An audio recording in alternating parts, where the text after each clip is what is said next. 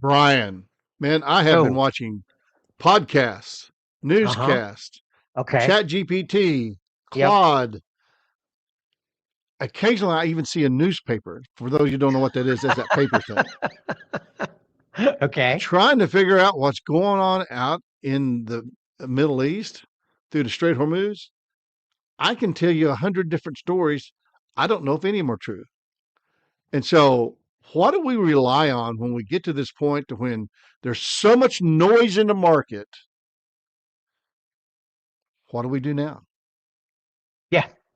Well, if you hear any newscast, if you go back in time 60 days, every single one of those podcast newscast sources did not know how much oil volume was on ship, how much global oil supply went through the Strait of Hormuz, how much volume that actually means to the supply side and the demand side of the equation for crude oil.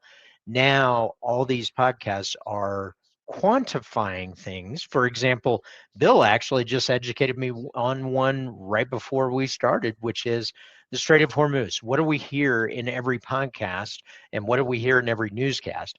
Well, the Strait of Hormuz is a 21-mile stretch, which is basically the distance of right here to here. That is 21 miles. However, what Bill just educated me on is that is not the actual ship passage. There's what is the shipping lane passage, Bill? There's a there's a 2 mile strip going in and a 2 mile strip going out. It's very regulated, so they don't run into one another because there's about 130 ships that used to transit this strait on a daily basis, and so they have to be very exact on where they have Mm-hmm. them out. They got the buoys, they got everything. It's just like any other shipping. It's very well regulated, and it's only a 2 mile wide path. So So if you were so targeting everybody's something quoting instead of 21. Everybody's right, quoting 21. It is actually 4. So what we're going to right, talk about today is we're going to talk about some misinformation that is out there, what it actually means and what it means to oil markets, to product markets, to ancillary markets like helium and fertilizer and food.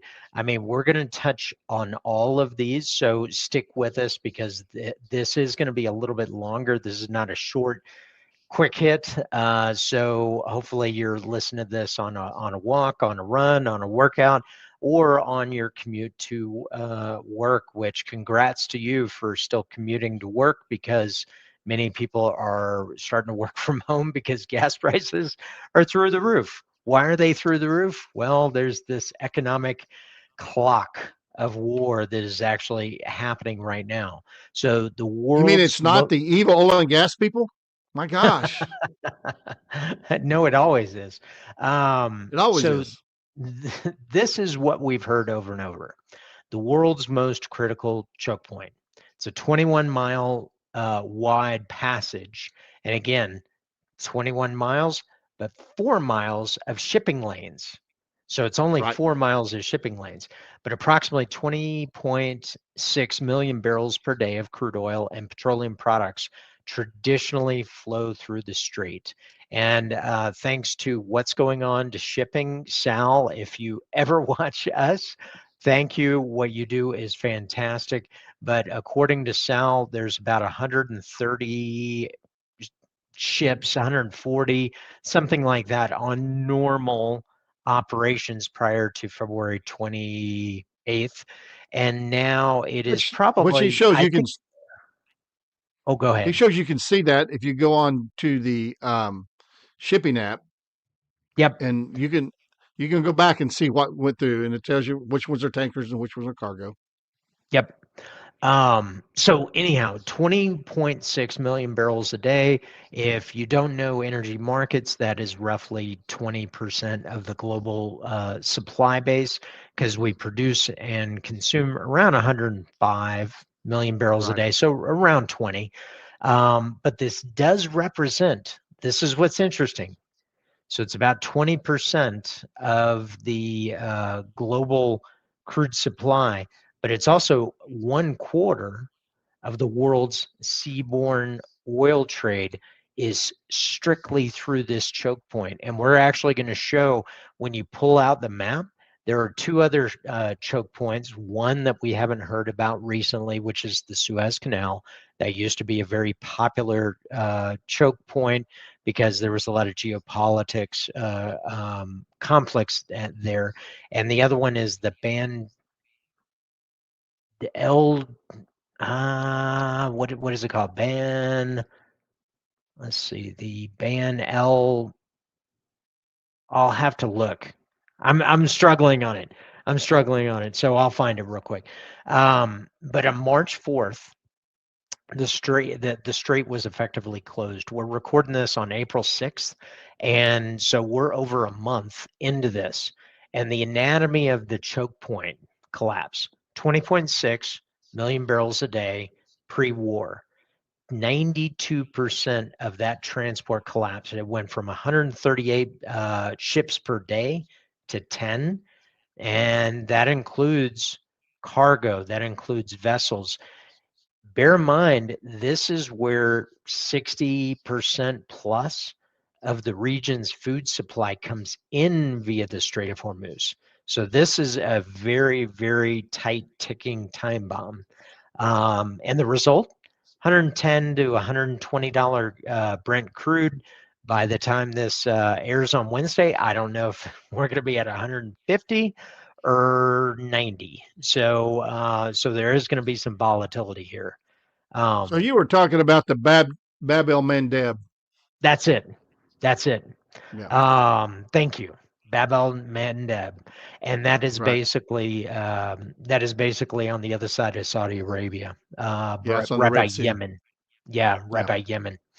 Um, this is 3 to 5 times bigger than the 1973 supply disruption. So that was the biggest one that most people that are old enough to remember that put in motion a very, very stark chain reaction where we had gas rationing, we had license plate. You had, if you ended in an odd number, you could fill up on Monday and Wednesday. If it was even Tuesday, Thursday, I'm making it up, but we had programs like this to conserve energy. Now, what's interesting is with working remote and whatnot, it's a little easier to adjust to that in a post-COVID method. Yeah, and the remember 1973, we did not have infrastructure destroyed. Right, I think right. that's a significant difference in this one. Well, and that's going to be kind of the theme that we're going to talk about is this is not going to be the strait opens up and everything's done. Everything's not No. done. We're going to feel the effects of this for a long time, and we're going to talk about that in a little bit. But there's roughly 30 VLCCs, which the energy industry loves fancy names. So Very creative. what does a VLCC stand for, Bill? So this is very highly technical. A very large crude carrier. So So the yeah, you crude gotta oil love it. industry does not come up with it comes up with a lot of creative engineering terms, but when it comes to naming ships, it's relatively Yeah, it's sort of like my favorite one's the Panmax. I mean, what's the Panmax? Well, it's the maximum size you can get through the Panama Canal. It's and the like, Suez Max, which is the yeah, maximum exactly. size you can get through the Suez Canal. So they're building ships around this, but the VLCCs carry up to 2 million barrels of crude, and these remain anchored inside the Persian Gulf. And many of the ships are not coming to port because that makes them a target. Because you can imagine there is a lot of military activity, and from Iran, from the U.S. military, from Israel. So there's a lot of oil sitting on water, and we're going to talk a little bit about that. So this is say it again, Bab el Mandeb. Yes. Okay, Bab, Bab el Mendeb. so the Strait of Hormuz is And right Sal, here. cheers. Yes. So this is the Strait of Hormuz right here, and these are where all the ships are trapped. And this is the Bab Right, el Mandeb, and right, this is the Suez Canal. So when you look at this region right here contains probably 30 to 40% of the global supply of crude oil. And so this is creating a logistics illusion. This is bypasses and bottlenecks. So when we go right, by the strict numbers, there was 20.6 million barrels a day flowing through the Strait of Hormuz. The media cites 8 to 9 million barrels a day through alternate routes, most of it through the Saudi Arabia East-West pipeline, which right. is pumping it over to Suez Canal and the Bab el Mandeb. That's why those are critical to understand right now. And I don't hear many people talk about those constraints yet. If this continues, we are going to hear about it. So, Well, and really, one of the biggest constraints there right now is not so much the size of the pipeline as mhm, the size of the loading facility in the Red Sea. mhm. And so they can only load out so much on a daily basis. And so that's been the biggest. That's that one pipeline's bottleneck is its loading facility. Yep, yep. So let's take a look at each bypass route. So there's the Saudi pipeline, which has a nominal capacity of 7 million barrels a day. The effective is probably 3 to 4.5.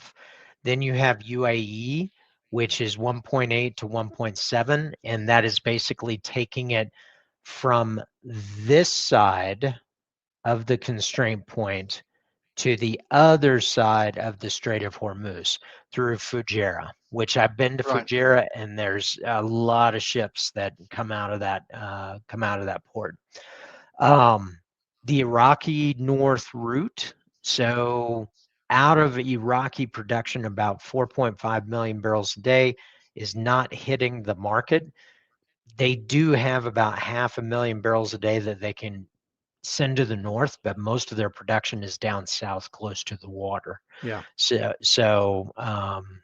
But this is the total realized that we've mapped is that there's a capacity of say 9 million barrels a day.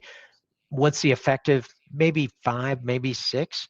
It might hit 9, but it probably changes every day based upon conditions because most of this infrastructure was not built to handle this for over a month.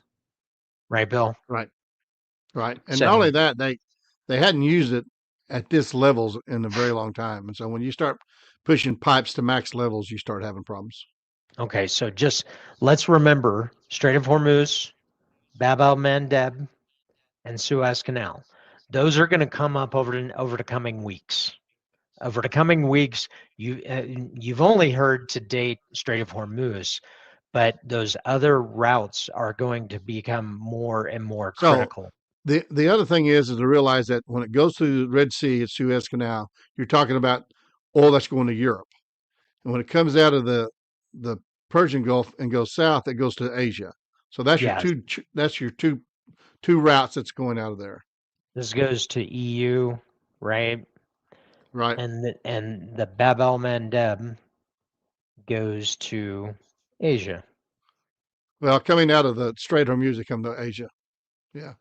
Well, Strait of Hormuz and the Bab el Mandeb. About demand is what the empty tankers are going through to go get the stuff off the Saudi pipeline. It Oh is. yeah. It's in. We'll pull up the shipping app here maybe a little bit later and show you how all that works. It's very Yep. easy to see.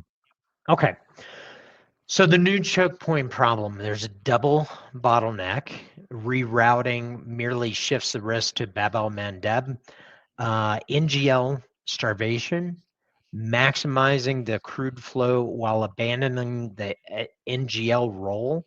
This is going to create a critical shortage of feedstocks for global plastics and petrochemicals. And the illusion of security. Every bypass solution creates a new, more complex problem. And it's a logistics nightmare that compounds with each new workaround. And to give you a practical example, for those of us that are listening in the United States, we often have hurricanes once a year. And of course, they come in the Gulf Coast, which stretches from Texas all the way over to Florida, touches Louisiana, Mississippi, all the states in Alabama. between, Alabama, and when you impact that, it can impact the petroleum complex or the petrochemical complex. For example, a hurricane that hit the Texas coast shut in production of natural gas in Wyoming. This is a prime example of when you take these choke points and you move things elsewhere, there's going to be a cascade of new problems that are going to come up. We're going to cover some of them, but many of them we don't know yet. And so that's going to be Right. critical to understand is this is going to be very similar to where we were in March of 2020. March of 2020, the shutdowns started happening with COVID, and we didn't fully understand the supply shock and the demand shock that was happening simultaneously, and we lived with it for ever since. I'd say there's still some things that aren't normal as a result of Right. COVID. Well, and the other thing is once again, even that did not have infrastructure destruction. Yeah, yeah, and that's turning it back on, and that's why when you look at the Strait of Hormuz, if it's opened back up, there's been over 1 million barrels a day of refining that has been hit Right. militarily and is going to take a lot of expense and a lot of time to rebuild. 17% of Qatar's Ras Laffan LNG export is damaged and will take 3 to 5 years to repair. So these are going to be cascaded effects that are going to impact Asian markets, European markets, African markets. So now let's talk about let's get back to that 20. You had 20.6 million barrels a day, and let's make the math simple. Let's say 10 is able to be rerouted. So we've got to figure out what happens to the 10.6. Well, often many of the countries are continuing to keep the production flowing into storage facilities, but there's a limitation to how much Right. storage can be held. And then if they can't store it, then they start shutting on production. And there is, when wells shut in, it is not it's not like a water tap at your sink. You don't turn it off and turn it on. There's a whole series of events that have to happen. And when storage hits 90%, as Iraq did in 3 days, the option is left to shut in. Now, what is the recovery cost? These are cost estimates. These are probably going to be low because in events like this, there's going to be a lot of recovery costs that are going to be a lot higher. Right. Don't you think? Oh, absolutely. Everybody will be bidding for the same service. Yep. And so Um, you see that in every time when you have a event like this. And the so, other thing is, with a finite number of barrels going to be there, whoever's in the biggest pain will be the one who pays the highest. right, right. Well, and as you can see, total cost, call it 500,000, 400,000, 500,000. Total time, 1 to 2 months. And that's if everything hits perfectly and mechanicals don't hit perfectly. Very So seldom. this is at least going to be a 6 month recovery period to get only some of it back. So then what can happen? Sediment clogging, flow rates could be reduced by 50%. So they're Right. not going to come back on at the same rate. A paraffin buildup, that could cost $100,000 to clear. Pressure damage, this could be permanent damage to the reservoir where the resource is being held in the ground. So even if the war ends tomorrow, lost barrels will not return immediately. Restoration is probably going to take 6 months to a year at least, and could be delayed up to 2 years, as many of these services, there's going to be a constraint point on the number of people, Yeah. number of companies, number of personnel that can respond to this kind of widespread shut-in. So this is at least going to be a year long, 6 months to a year to start bringing some of it back, and probably going to linger for a 2-year build back. And So, that's if all the problems are solved. mm-hmm. It Yeah, never ends that abruptly. no, it never does. So, as we mentioned before, a lot of the crude, as Iraq did, filled up a lot of storage. What that means is that in the Middle East, there is a lot of storage or stocks. Crude oil is often referred to as stocks. I still call it storage because I came from a natural gas background, and that's what we called it. Yeah. But when you're looking at this utilization rate and you're looking at how much storage capacity, there's a lot being stored in the Middle East right now.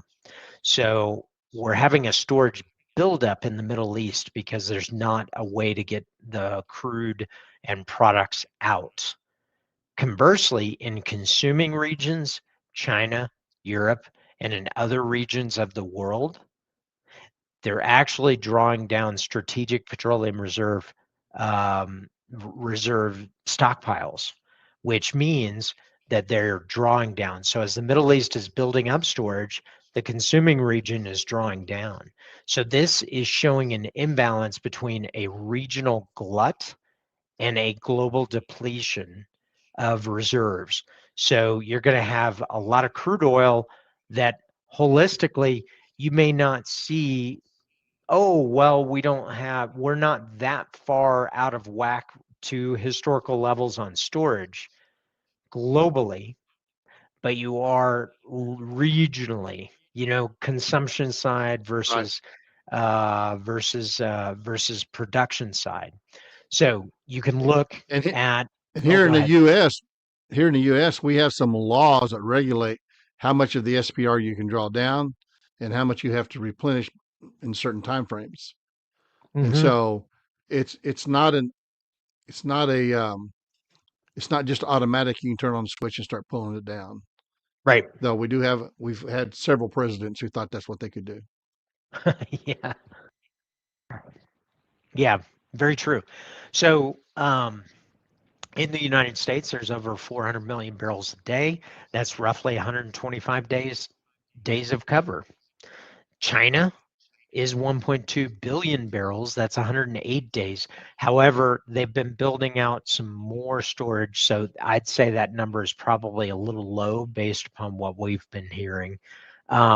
Japan, 350 million barrels a day. That's 150 to 182. And the IEA release is 400 million barrels, which is a single shot. So this is across multiple countries, and the International Energy Association is more tied to European stockpiles. But the SPRs And are oh, go ahead. the other thing is that you have to realize that these stockpiles are not paired succinctly with refining capacity. Nope. And so there's a lot of things there that has to go on to make that work right. Yep. Um, so the SPRs are typically designed for short-term disruptions, not 20 million barrels a day or 22% of the global market down for a month. And this is why I say we are like in the same period as we were in March of 2020. We had no idea what was in front of us. In March of 2020, the crisis in the United States was around toilet paper. Talk about a misguided thought process on what's important. But we're going to have that same dialogue probably for the next month and until this is over, because people are still absorbing the event from all different angles. But beyond 40 to 60 days, we move from strategic buffers to physical scarcity. This is going to impact things in a lot of unique ways. Let's talk about So those just unique ways. one of the real quick uh, calculation on those deals, Brian. 100 days of 20 million barrels a day missing eats up all of those strategic reserves. Yep. 100% of them. Yep. Yep. And this is why it's a problem. But as we talked about at the beginning, everybody has been talking about the Strait of Hormuz. Everybody has been talking about oil. Everybody's been talking about gasoline or diesel. Let's talk about some other ancillary impacts that people are missing. This is part of the rogue and energy rogue. We try and look a little bit deeper. And hey, listen, if you follow energy markets and you need to understand energy markets, we do have a product below. It's Rogue Radar. It's $89 a month. It'll tell you everything you need to know in 5 minutes a day. And if you just want to learn what's important for oil markets and natural gas markets, there's a free ebook. It's first link down below, and that'll just take you. It's totally free. But if you're serious on the energy markets and your business gets impacted by the price of oil, natural gas, propane, butane, diesel, gasoline, what am I missing? Natural gas, Right. um, natural gas, any energy product, then Rogue Radar is going to be your cheapest entry to get depth into the market so that you can understand the fundamentals, supply and demand in the US and globally, and the technicals in the market. Plus, we pair this with a institutional level PDF report that you get once a week, plus a deep dive video that Bill and I do twice a week right now. So, Right. And also, but we also cover electricity and weather. So we're looking at all the basic fundamentals that go into the energy industry. yep. So beyond oil, let's look at the metabolic collapse. The Hormuz is the exit point for critical chemical. Say that 10 times fast. Critical chemical byproduct. Say that 10 times fast. I'm serious. Try that. Critical chemical byproducts. I'm going to try and You can say say that that again. 10 times fast. I'm That. clearly I can't. Um, So, what are these chemical byproducts? What are we talking about? Here's some of the risk factors. Helium, which is 33% of global supply, and no, we're not talking about party balloons.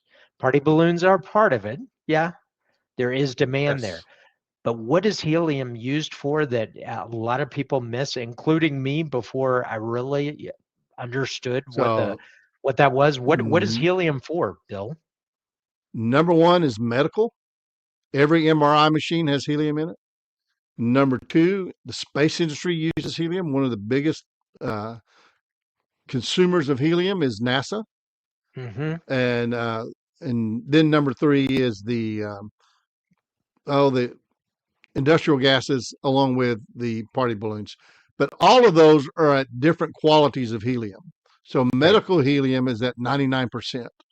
So, and here's why this is important, because when you're making LNG, you have to get the gas so cold to get it liquefied, which is, I'm trying to remember exactly, it's like 300 I thought it was degrees. Neg- 260. no, I think it's 311 degrees negative Fahrenheit. Okay. Helium is more like 400 degrees. So once you're down that cold, the helium will begin to drop out of the natural. If there's any helium in a natural gas, it'll begin to drop out when you're getting. And that's why the LNG facilities are a good place to go for helium if they've got it. And Mm-hmm. so this is something I learned while I was responsible for a plant up in Kansas. And so 33% of the realize there's not a lot of helium in the world. And so 33% of that commodity in one spot that's shut in, that's significant. So how does that affect us? Well, all of a sudden your MRIs are going to go up in cost. Everything around that's going to go up in cost on the medical side. So let's put it this way. If you tracked helium over the last decade, imagine crude oil. We're talking about $100 crude oil right now, right? Brent's at 110. WTI is trading weirdly above Brent. There's some other things going on. Maybe that's our next video. Let us know down below what you want to hear about. But imagine crude oil. We're talking about 100 being very, very impactful for the global energy markets. But imagine if we were talking about $1,000 crude oil. That's what helium has done over the last decade. Is it's just Wow. gone up and up and up and up by a factor of 10. And I may be downplaying that. It might be a You're bigger downplaying it a factor. lot. I mean, helium went from $42 to $1,200 in a period of 3 years. Yeah. So imagine talking about $10,000 oil. Yes. And that's what I mean is when we're talking about helium, we're not just talking about party balloons. We are talking about medical. We are talking about military, space programs. All of it impacts. Okay, so that's helium. That's one. Sulfur is 45 to 50% of seaborne trade. This is a primary feedstock for EV battery processing. So EV batteries not going to Right. have the supply. 40 to 50% of this is gone. Estimated 40% plus price impact. That means EV's economics are going to be undermined now. Fertilizers, 30% of the global trade of fertilizers through urea, which comes from the natural gas Right. segment for nitrogen fertilizer, is a 46% month on month increase in March of And 2026. We're just getting what's started here. yeah, with fertilizer, what's important is the fact that you have a growing season. You can't just take it anytime. Hmm. And so if you miss the growing season, then you miss a lot of different things around that. So it's important that you hit it the right time, which by the way, we are now in the middle of growing season. So we could see a crop yield go down because of the fact that they can't get fertilizer. So let's put it this way. The supply of fertilizer, which helps us meet the food demands of February 27th, the day before this started, 40 or 30% of the global trade of fertilizer just went away. So what is that going to do to food production? We are going to drop food production. So we are going to have food shortages and food inflation in a very, very big fashion. Now, where? This kind of gets back to like the oil. Oil is increasing in the Middle East in stockpiles, but it's decreasing in consuming basins. You're going to have a very similar disconnect on the fertilizers, and we don't even understand how this is going to impact yet. This is why I say it's a comparison to where we were in March of 2020 for COVID. Um, so The impact, yes. yeah, then let's move on to aluminum and methanol. So aluminum is up 30% on prices because many of the and I forget, is it through the sulfur? There's something in the sulfur that helps aluminum production and copper production. So there's something in the sulfur, and with the sulfur that is coming out of the Middle East via the crude oil going down, it is going to impact the metals market, and I believe it's aluminum and copper. So the downstream impacts are going to hit aerospace, automotive, plastics, semiconductors is another. Oh, that's another demand factor for helium. I forgot that. Right. Right. Semiconductors. So the hunger clock. These choices are going to shape food supply and commodity prices, not just for the rest of the year. It's going to set the stage for 2027. This is growing season, and we're already behind. So global food production is going to decrease. So now let's look at a case study, and this is Bangladesh and the human toll. Okay, when we're talking about energy, we are talking about human lives, and there's a moral weight of these logistics, and this is happening in Bangladesh right now. Energy starvation. So there's in Bangladesh in April of 2026, there's 23% of their power is incapable of being operated right now because of energy shortages. The garment sector output, which is the primary GDP of Bangladesh, is 30 to 50% down. So that means clothing production is going down. That means Bangladesh's GDP is going down, and um, the ability to produce goods. Their daily diesel supply is only at 9,000, and they need 12,000. So this is very much down. And part of the reason that this is happening is because they were getting most of their LNG from Qatar, and 75% came from Qatar. And now with Qatar being hit, the Ras Laffan, it's impacting Bangladesh. And so this is just starting to hit the human lives aspects outside of the region. So a lot of times people are focused on the missiles and the strikes within the region. There's an effect here, and something Bill and I broadly believe is that energy helps human existence, and we need to try to figure out how to help that human existence so that it doesn't cost human lives. So now there's also an economic impact. It's a $2.2 trillion risk. So using the IMF's coefficient of 0.2% of GDP for every 10% sustained oil price rise, this equates to $2.2 trillion of a risk. The short-term impact is probably 330 billion, and a G20 inflation 0.4%. A medium term duration of the strait being closed, close to $750 billion, now 1% inflation, and a prolonged is a $2.2 trillion, and a G20 inflation of 2.5%. Now, you can argue whether that 0.2% is an accurate one. This is one that has been used.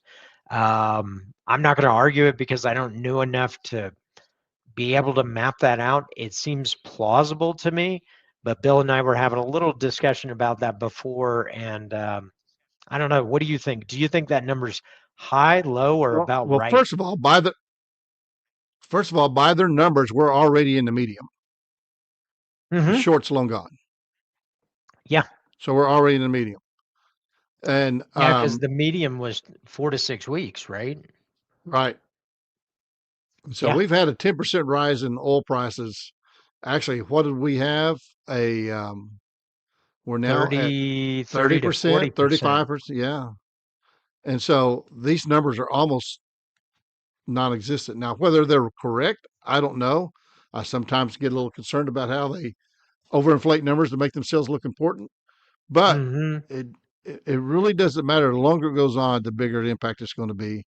And oh, gee, if it's only $1 trillion, that's significant. I know. And this will lead to economic impact that we don't understand yet. And that's why I think the COVID example is a perfect example. There's supply and demand shocks that we haven't even comprehended yet. Right. Um, so what is the hidden cost of the fossil fuel dependency on the Strait of Hormuz? Nations most exposed, there's going to be some that are very exposed to this, and there is going to be any forecast that was done prior to Yeah. February 28th, any economic forecast, no, it doesn't Yeah. You can exist throw that any away. longer. The You fact know, is, any forecast is not. It's not if you're wrong. It's just how wrong were you. yeah. Um, and the collapse of diverting NGL lines to crude has starved the plastics industry of 7 million tons of feedstocks in 1 month. So this is threatening medical supplies and food Right. packaging. So Right. there's so many different angles to this. So, and AI has been leading all the headlines and the helium bottleneck in the AI economy. The cloud depends on this because Qatar supplies 33% of the world's semiconductor grade helium. And it's really irreplaceable. Right. So how about that? How about them apples? As Goodwill Hunting said, how about them apples? So There you go. the 2 to 5 year ripple effects. Phase one is the 2026 Hormuz shock. This is a supply collapse. Phase two is going to be a refinery moves. It's going to move locations. There's going to be refinery relocations. These are going to be rebuilt somewhere else, probably. Food inflation and the Strategic Petroleum Reserve in consuming countries is gone. So, what does OPEC and the Middle East do with stockpiles? Are they going to export more of those? I don't know. Maybe. Well, And I think we had every ship full when we do it, so I don't know how they can increase what's hmm, going out. yeah, well, that's just it. There's going to be a shipping Right. constraint because every ship was kind of built around this just-in-time inventory concept. Right. Well, it goes out loaded, it goes in, unloads, it comes back empty, loads up, it goes back, and we don't have spare capacity on shipping right now. So phase three is going to be a 2029 to 2030 electro states rise. This is going to be the electrification. However, this is what many people forget. And Bill and I know this. That depends on LNG. We can't build enough renewables to electrify everything. And then let's think back to what we were just talking about. We're going to electrify things that depend on batteries. Well, wait a second. We don't have enough stuff, enough helium for the batteries. Wait, so what if we can't? You, And all the other raw materials are mined by diesel. exactly. So, what this means for strategic realignment, there's three structural shifts we're going to have to watch. One is refining relocation. This is going to be 3 million barrels a day of Gulf refining capacity shut down. And long term, there's going to be a shift towards the US Gulf Coast, Canada, Brazil refineries as these expand and increase. That's going to be one impact, and that is going to happen.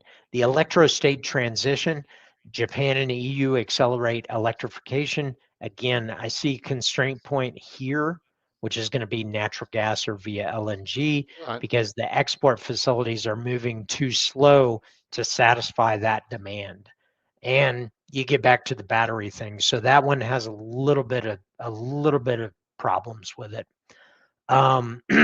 And then we're going to have an end to this just in time. We mentioned it before, just in time inventory. Corporations are going to shift from just in time to just in case logistics. There's going to Which be a basically lot what of, that does is that moves capital from capital projects building to into inventory. And so your capital will be moved into mm, inventory, and that gives you less to build with, which causes inflation. yeah, absolutely.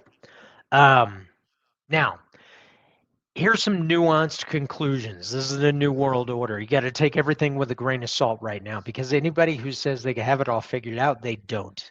Nobody does. Not us, not anybody. So take that out of your mind, because we're going to be learning as we go the same way we did in March of 2020. Nobody knew the roadmap that was happening except for the one guy with the tinfoil hat in March of 2020 that talked about the lizard people in the moon, and he talked to a fish, and now all of a sudden it's coming out and the government is registering domain for aliens.gov. That guy had it figured out. For everything else, it's not figured out. Yeah.